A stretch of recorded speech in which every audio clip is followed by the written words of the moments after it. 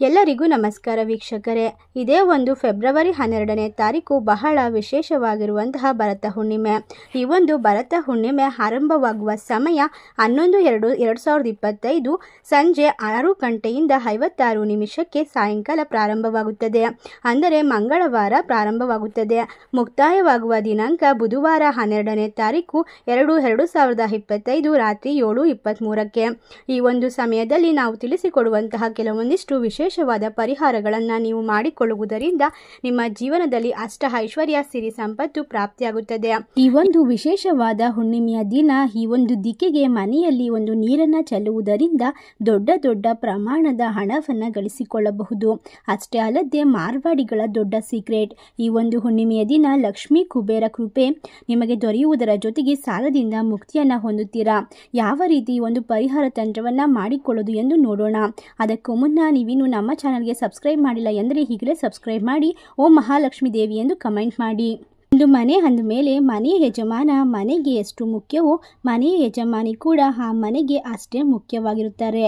ಗಂಡ, ಅತ್ತೆ, ಮಾವ, ತನ್ನ ಮಕ್ಕಳು, ತನ್ನ ಸಂಸಾರ ಎಂದು ಬೆಳಗ್ಗೆ ಎದ್ದಾಗಿನಿಂದ ಹಿಡಿದು ರಾತ್ರಿ ಮಲಗುವ ತನಕ ತನ್ನ ಕುಟುಂಬದ ರಕ್ಷಣೆಗೆ ಸುಖ ಜೀವನಕ್ಕೆ ಕಷ್ಟಪಡುತ್ತಾಳೆ. ಅಂತಹ ಮನೆ ಮಹಾಲಕ್ಷ್ಮಿ ಅಥವಾ ಮನೆಯ ಯಜಮಾನಿ ಈ ಚಿಕ್ಕ ಚಿಕ್ಕ ನಿಯಮಗಳನ್ನು ರಾತ್ರಿ ಮಲಗುವ ಮುನ್ನ ಪಾಲಿಸಿದರೆ ಅಖಂಡ ಲಕ್ಷ್ಮೀ ಕೃಪೆ ಉಂಟಾಗಿ ಮನೆಯಲ್ಲಿ ದುಡಿಯುವಂತಹ ದುಡ್ಡು ಕೈಗೆ ಎಟುಕುತ್ತದೆ. ಅದೃಷ್ಟ ಹೊಲಿದು ಬರುತ್ತದೆ. ಮನೆಯ ಯಜಮಾನಿ ಮೂಲಕ ಇಡೀ ಕುಟುಂಬಕ್ಕೆ ಐಶ್ವರ್ಯ ಪ್ರಾಪ್ತಿಯಾಗುತ್ತದೆ. ಒಂದು ಹುಣ್ಣಿಮೆಯ ದಿನ ಯಾವ ರೀತಿಯಾಗಿ ನಾವು ಒಂದು ಪ್ರಯೋಜನಗಳನ್ನು ಪಡೆದುಕೊಳ್ಳುವುದು, ಏನು ಮಾಡಬೇಕು ಎಂದು ಇವತ್ತಿನ ವಿಡಿಯೋದಲ್ಲಿ ನೋಡೋಣ. ಹೌದು, ಮನೆಯ ಯಜಮಾನಿ ಈ ಒಂದು ಹುಣ್ಣಿಮೆಯ ದಿನ ಮಲಗುವ ಮುನ್ನ ಈ ಕೆಲವೊಂದಿಷ್ಟು ತಂತ್ರಗಳನ್ನು ಮಾಡುವ ಮೂಲಕ ನಿಮ್ಮ ಜೀವನದಲ್ಲಿ ಇರುವಂತಹ ಎಲ್ಲಾ ರೀತಿಯ ತೊಂದರೆಗಳನ್ನು ಪರಿಹಾರ ಮಾಡಿಕೊಳ್ಳಬಹುದು. ಹೌದು, ಸ್ತ್ರೀಯರು ರಾತ್ರಿ ಮಲಗುವ ಮುನ್ನ ಮನೆಯ ಪ್ರತಿ ಕೋಣೆಯಲ್ಲೂ ಕರ್ಪೂರವನ್ನು ಹುರಿಸಬೇಕು. ಕರ್ಪೂರವನ್ನು ಹಚ್ಚಿ ಅದರ ಹೊಗೆಯನ್ನ ಎಲ್ಲ ಕಡೆ ತೋರಿಸಬೇಕು. ಮಲಗುವ ಕೋಣೆಯನ್ನ ಕೂಡ ಸೇರಿಸಿ ಧೂಪದ ಹಾಗೆ ಕರ್ಪೂರದ ಹೊಗೆಯನ್ನ ಎಲ್ಲ ಮೂಲೆಗೂ ತೋರಿಸಿ ನಿದ್ರೆ ಮಾಡುವುದರಿಂದ ಲಕ್ಷ್ಮಿಯ ಅನುಗ್ರಹ ಆಗುತ್ತದೆ. ಅಷ್ಟೇ ಅಲ್ಲದೆ ಈ ಒಂದು ಹುಣ್ಣಿಮೆಯ ದಿನ ಈ ರೀತಿಯಾಗಿ ಮಾಡುವುದರಿಂದ ಮಹಾಲಕ್ಷ್ಮಿ ನಿಮ್ಮ ಮನೆಗೆ ಆಹ್ವಾನವಾಗುತ್ತಾಳೆ. ಗ್ರಹಗಳಲ್ಲಿ ಶುಕ್ರನಿಗೆ ಸಂಬಂಧಿಸಿದ್ದು ಇದು ಮನೆಯಲ್ಲಿ ಶುಕ್ರ ಬಲವನ್ನು ಹೆಚ್ಚಿಸಿ ಲಕ್ಷ್ಮೀ ಕೃಪೆ ಜೊತೆಗೆ ಪಾಸಿಟಿವ್ ಶಕ್ತಿಯನ್ನು ಹೆಚ್ಚು ಮಾಡುತ್ತದೆ. ಇದರಿಂದ ಗಂಡ ಹೆಂಡತಿ ಕಲಹ ಕಡಿಮೆ ಆಗುತ್ತದೆ. ಮನೆಯಲ್ಲಿ ಗಂಡ ಹೆಂಡತಿ ಜಗಳ ಇಲ್ಲವೆಂದರೆ ಅಥವಾ ಕಡಿಮೆ ಇದ್ದರೆ ಮೊದಲು ನೆಮ್ಮದಿ ಸಿಗುತ್ತದೆ. ಮನೆಯ ಯಜಮಾನ ಏನು ಮಾಡುತ್ತಾನೆ? ಹೊರಗಡೆ ದುಡಿಯುವುದಕ್ಕೆ ಹೋಗುತ್ತಾನೆ. ಆತ ನೆಮ್ಮದಿಯಿಂದ ನಿದ್ರಿಸಿ ಬೆಳಗ್ಗೆ ಕೆಲಸಕ್ಕೆ ಹೋಗಿ ಗೊಂದಲ ಇಲ್ಲದೆ ಕಿರಿಕಿರಿ ಇಲ್ಲದೆ ಕೆಲಸವನ್ನು ಮುಗಿಸಿ ಹಣ ಸಂಪಾದನೆ ಮಾಡಿ ಮನೆಗೆ ಬಂದರೆ ಮನೆಯ ಏಳಿಗೆ ಖಚಿತವಾಗಿಯೂ ಆಗುತ್ತದೆ. ಈ ಹುಣ್ಣಿಮೆಯ ದಿನ ಇನ್ನು ಎರಡನೆಯದಾಗಿ ಈ ಒಂದು ಪರಿಹಾರವನ್ನ ಮಾಡಿಕೊಳ್ಳಿ. ಮನೆಯಲ್ಲಿ ಸ್ತ್ರೀಯರು ಮಲಗುವ ಮುನ್ನ ಕನಿಷ್ಠ 2 ಲವಂಗವನ್ನ ಸುಟ್ಟು ಮಲಗಿದರೆ ಲವಂಗ ಸುಟ್ಟ ಹೊಗೆಯಿಂದ ಕೂಡ ಮನೆಯಲ್ಲಿರುವ ಎಲ್ಲಾ ನಕಾರಾತ್ಮಕ ಶಕ್ತಿಗಳು ತೊಲಗಿ ಸಕಾರಾತ್ಮಕ ಚಿಂತನೆಗಳು ವೃದ್ಧಿಸುತ್ತದೆ. ಮನೆಯವರ ಆರೋಗ್ಯ, ಹಣಕಾಸು ಕೂಡ ಇದರಿಂದ ವೃದ್ಧಿ ಆಗುತ್ತಾ ಹೋಗುತ್ತದೆ. ಇನ್ನು ಮೂರನೆಯದಾಗಿ ಹುಣ್ಣಿಮೆಯ ದಿನ ಸ್ತ್ರೀಯರು ಈ ಒಂದು ಕೆಲಸವನ್ನ ಮಾಡಬೇಕಾಗುತ್ತದೆ. ಮಲಗುವಾಗ ಹಣೆಗೆ ಕುಂಕುಮದ ಬೊಟ್ಟನ್ನು ಇಟ್ಟು ನಿದ್ರಿಸಬೇಕು. ಇದರಿಂದ ಲಕ್ಷ್ಮೀ ದೇವಿಯ ಅನುಗ್ರಹ ಪ್ರಾಪ್ತಿಯಾಗುತ್ತದೆ. ಇನ್ನು ಹುಣ್ಣಿಮೆಯ ದಿನ 4ನೇದಾಗಿ ಮಾಡಿಕೊಳ್ಳುವ ಪರಿಹಾರವೆಂದರೆ ಉತ್ತರ ದಿಕ್ಕಿಗೆ. ಅದು ಸಾಕ್ಷಾತ್ ಕುಬೇರ ದೇವನ ದಿಕ್ಕು. ಆದ್ದರಿಂದ ವಿಶೇಷ ಧನಲಾಭಕ್ಕಾಗಿ ಕುಬೇರನ ಅನುಗ್ರಹ ಸದಾ ನಿಮ್ಮ ಜೊತೆಗೆ ಇರಲು, ಹಣವು ಪ್ರವಾಹದಂತೆ ಮನೆಗೆ ಹರಿದು ಬರಲು ರಾತ್ರಿ ಮಲಗುವ ಮುನ್ನ ಮನೆಯಲ್ಲಿ ಉತ್ತರ ದಿಕ್ಕಿಗೆ ಸ್ವಲ್ಪ ನೀರನ್ನು ನಿಮ್ಮ ಕೈಯಿಂದ ಪ್ರೋಕ್ಷಣೆ ಮಾಡಿ ನಂತರ ನಿದ್ರೆಯನ್ನ ಮಾಡಿ.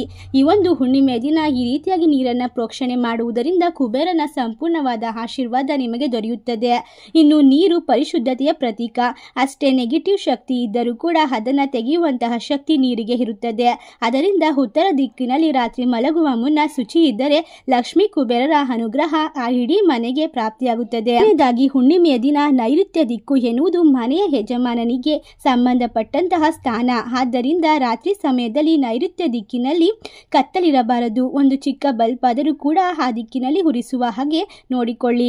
ಈ ಒಂದು ಹುಣ್ಣಿಮೆಯ ದಿನ ಮನೆಯ ಯಜಮಾನ ಹಾಗೂ ಯಜಮಾನಿಗೆ ಒಳ್ಳೆಯದು. ಹಣಕಾಸಿನ ಸಮಸ್ಯೆಗಳು ಬಂದರೂ ಕೂಡ ಅದರಿಂದ ಪಾರಾಗುವಂತಹ ದಾರಿ ಶೀಘ್ರವಾಗಿ ಕಾಣಿಸುತ್ತದೆ.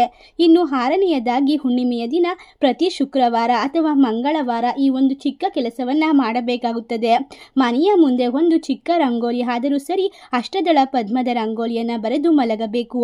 ಇದರಿಂದ ಲಕ್ಷ್ಮೀ ಕೃಪೆ ವಿಶೇಷವಾಗಿ ಪ್ರಾಪ್ತಿಯಾಗುತ್ತದೆ. ಬೆಳಗ್ಗೆ ಎದ್ದ ತಕ್ಷಣ ಸ್ನಾನ ಮಾಡಿ ಮನೆಯ ಮುಂದೆ ರಂಗೋಲಿ ರಂಗೋಲಿಯನ್ನು ಹಾಕುತ್ತೀರಾ. ಆದರೆ ಶುಕ್ರವಾರ ಮಾತ್ರ, ಹುಣ್ಣಿಮೆಯ ದಿನಗಳಲ್ಲಿ ಮಾತ್ರ ರಾತ್ರಿ ಸಮಯದಲ್ಲಿ ಒಂದು ಚಿಕ್ಕ ರಂಗೋಲಿಯನ್ನು ಮನೆಯ ಮುಂದೆ ಬರೆದು ಮನೆಯಲ್ಲಿ ಆಗುವ ವಿಶೇಷವಾದ ಬದಲಾವಣೆಯನ್ನು ನೀವು ಗಮನಿಸಬಹುದು. ಇನ್ನು 7ನೇದಾಗಿ, ಪ್ರತಿ ಹುಣ್ಣಿಮೆಯಂದು ರಾತ್ರಿ ಸಮಯದಲ್ಲಿ ಮನೆಯ ಮುಂದೆ ರಂಗೋಲಿಯನ್ನು ಬರೆಯಬೇಕು. ಹುಣ್ಣಿಮೆಯ ದಿನಗಳಂದು ರಾತ್ರಿ ಸಮಯದಲ್ಲಿ ಮಹಾಲಕ್ಷ್ಮಿ ಸಂಚಾರ ಮಾಡುತ್ತಾಳೆ ಎಂಬ ನಂಬಿಕೆ ಇದೆ. ಅದರಿಂದ ಪೌರ್ಣಿಮೆಯ ದಿನ ಮನೆಯ ಮುಂದೆ ರಂಗೋಲಿ ಇದ್ದರೆ ಆ ಮನೆಗೆ ಲಕ್ಷ್ಮೀ ದೇವಿಯ ಪ್ರವೇಶವಾಗಿ ಅದೃಷ್ಟ ಮನೆಗೆ ಪ್ರಾಪ್ತಿಯಾಗುತ್ತದೆ. ಇನ್ನು 8ನೇದಾಗಿ, ಹುಣ್ಣಿಮೆಯ ದಿನ ಮನೆಯ ಯಜಮಾನಿ ಮಲಗುವ ಮುನ್ನ ದೇವರ ಕೋಣೆಯಲ್ಲಿ ಕತ್ತಲು ಇರದಂತೆ ಮಾಡಬೇಕು. ಸಂಜೆ ಬೆಳಗಿದಂತಹ ದೀಪ ಮುಗಿದಿದ್ದರೆ ಚಿಕ್ಕ ಬಲ್ಬ್ ಆದರೂ ಸಹ ಹಚ್ಚಿ ಮಲಗಬೇಕಾಗುತ್ತದೆ. ಈ ರೀತಿಯಾಗಿ ಉಳಿಯುವಂತೆ ನೋಡಿಕೊಂಡರೆ ರಾತ್ರಿ ಪೂರ್ತಿ ದೇವರ ಮನೆಯಲ್ಲಿ ಬೆಳಕು ಇರುವಂತೆ ಮಾಡಬೇಕಾಗುತ್ತದೆ.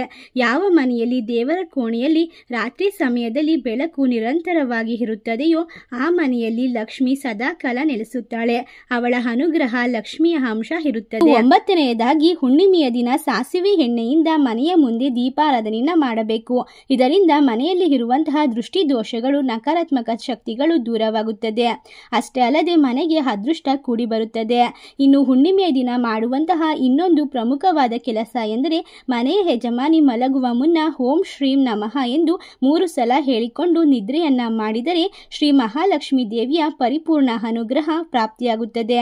ಮನೆಯ ಯಜಮಾನಿಯ ಮೂಲಕ ಮನೆಯ ಸದಸ್ಯರಿಗೂ ಕೂಡ ಅದೃಷ್ಟ ಒಲಿದು ಬರುತ್ತದೆ. ಇನ್ನು ಹುಣ್ಣಿಮೆಯ ದಿನ ಈ ರೀತಿಯಾಗಿ ಮಾಡಿಕೊಳ್ಳುವುದರಿಂದ ನಿಮ್ಮ ಜೀವನದಲ್ಲಿ ಇರುವಂತಹ ಎಲ್ಲಾ ರೀತಿಯ ಸಕಲ ದೋಷಗಳು ದೂರವಾಗುತ್ತದೆ. ಹುಣ್ಣಿಮೆಯ ದಿನ ರಾತ್ರಿ ನೀವು ಮಲಗುವ ಮುಂಚೆ ಮನೆಯ ಯಜಮಾನಿ ಒಂದು ಗಾಜಿನ ಪಾತ್ರೆಯಲ್ಲಿ ನೀರನ್ನು ಹಾಕಿ, ಕಲ್ಲುಪ್ಪನ್ನು ಹಾಕಿ, ಸ್ವಲ್ಪ ಅರಿಶಿನ ಕುಂಕುಮವನ್ನ ಹಾಕಿ ಯಾರಿಗೂ ಕಾಣದಂತೆ ಇಡಬೇಕು. 3 ದಿನ ಕಳೆದ ನಂತರ ಆ ನೀರನ್ನ ಯಾರೂ ಓಡಾಡದೇ ಇರುವಂತಹ ಜಾಗದಲ್ಲಿ ಚೆಲ್ಲಿ ಬರಬೇಕು. ಇದರಿಂದ ಮನೆಗೆ ಧನಾಗಮನ ನಿರಂತರವಾಗಿ ಆಗುತ್ತದೆ. ಮನೆಯಲ್ಲಿನ ನೆಗೆಟಿವ್ ಶಕ್ತಿಗಳು ದೂರವಾಗುತ್ತದೆ. ಈ ರೀತಿಯಾಗಿ ಹುಣ್ಣಿಮೆಯ ದಿನ ನಾವು ತಿಳಿಸಿಕೊಟ್ಟಂತಹ ನಿಯಮಗಳನ್ನ ರಾತ್ರಿ ಸಮಯದಲ್ಲಿ ಪಾಲಿಸುವುದರಿಂದ ಮನೆಗೆ ಸ್ಥಿರವಾಗಿ ಲಕ್ಷ್ಮಿ ಅನುಗ್ರಹ ಆಗುತ್ತದೆ. ಅಷ್ಟಲಕ್ಷ್ಮಿಯರ ಅನುಗ್ರಹ ಪ್ರಾಪ್ತಿಯಾಗುತ್ತದೆ.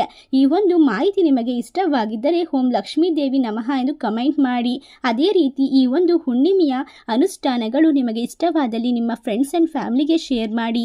ಈ ಒಂದು ಚಿಕ್ಕ ಚಿಕ್ಕ ರೀತಿಯ ಒಂದು ಉಪಯೋಗಗಳ ಮಾಹಿತಿ ನಿಮಗೆ ಬೇಕಾದಲ್ಲಿ ನಮ್ಮ ಚಾನಲ್ಗೆ ಕೂಡಲೇ ಸಬ್ಸ್ಕ್ರೈಬ್ ಮಾಡಿ. ಧನ್ಯವಾದಗಳು.